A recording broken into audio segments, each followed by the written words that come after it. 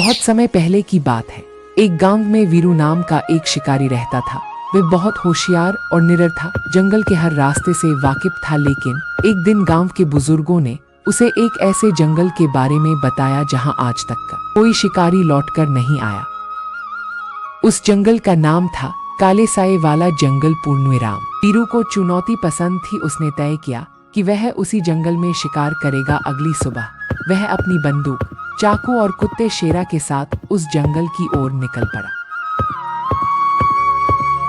कुछ दूर चलने के बाद वीरू को एक हिरण दिखाई दिया। जैसे ही उसने बंदूक तानी, अचानक उसके सामने एक बूढ़ा साधु प्रकट हुआ। शिकारी, यह जंगल केवल जानवरों का नहीं, आत्माओं का भी घर है। अगर तूने किसी जीव को नुकसान पहुंचाया तो तू खुद इसका हिस्सा बन जाएगा। मैं किसी से भी नहीं डरता हूं। ये सब बातें बस एक कहानियां हैं। यह कहकर वीरू शिकार की तलाश में निकल पड़ा।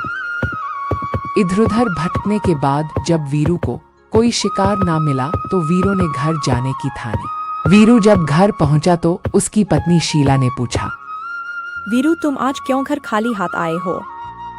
आज शिकार नहीं हुआ क्या?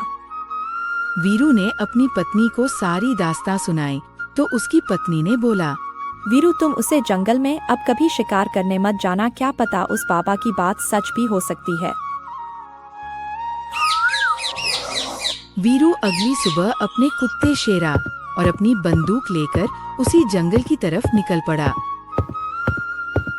वीरू जैसे ही जंगल पहुंचा तो उसे कुछ हिरन को दिखा और जैसे ही बंदूक तानी फिर से वही बाबा प्रकट हुए और उन्होंने फिर से चेतावनी दी। वीरू फिर उनकी बात कहानी समझकर हिरन का पीछा करने लगता है। पीछा करते करते वो एक अजीब से जंगल में चला जाता है। जंगल में जाते हिरन गायब हो जाती है। अरे यार, आज भी शिकार नहीं हुआ।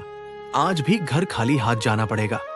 वीरू जब घर पहुंचा तो उसकी पत्नी शीला ने पूछा, वीरू, तुम आज क्यों घर खाली हाथ आए हो? आज शिकार नहीं हुआ क्या? वीरू ने अपनी पत्नी को सारी दास्तां सुनाई। वीरू अगली सुबह अपने कुत्ते शेरा और अपनी बंदूक लेकर उसी जंगल की तरफ निकल पड़ा। वीरू जैसे ही जंगल पहुंचा तो उसने देखा कि ना यहाँ हिरन है ना ही बाबा। तो शिकार की तलाश में जंगल के अंदर जाने लगा। चलते चलते वह एक रहस्यमयी जंगल में पहुंच गया। पहुंचते ही पेड़ों से आवाज आई, ए मनुष्य, तुम्हें उसे बाबा ने बहुत मन कर, लेकिन तुमने उसे बाबा की बात न मानी और इस रहस्यमयी जंगल में आ गए। अब बताओ हम तुम्हारे साथ क्या करें? हे बाबा जी, मुझे माफ कर दो। आज के बाद मैं इस जंगल में कभी नहीं आऊंगा।